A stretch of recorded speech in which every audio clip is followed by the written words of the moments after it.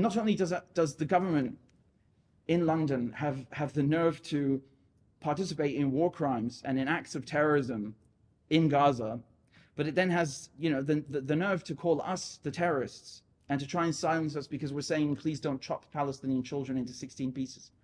Keir Starmer is a former human rights lawyer. Okay, I think that's very important to point out. And, you know, he said that Israel has the right to cut off water, to cut off electricity to Palestinians.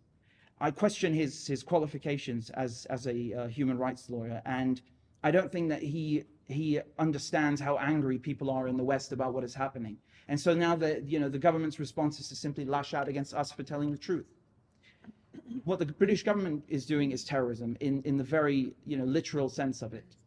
You know, this is not a political chant or something that I'm leveling. It is an objective fact. They are literally murdering massive quantities of civilians in three-dimensional space, and that's terrorism if I've ever seen it. And I'd just like to highlight the absurdity of this all. You know, Craig, as you know, is a former British ambassador. My parents did not work for the FCDO, but they did serve as diplomats in the UN.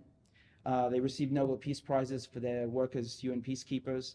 And my father even authored a training manual on counterterrorism for the UN. He was the Deputy Chief of Security here in Geneva and in Vienna.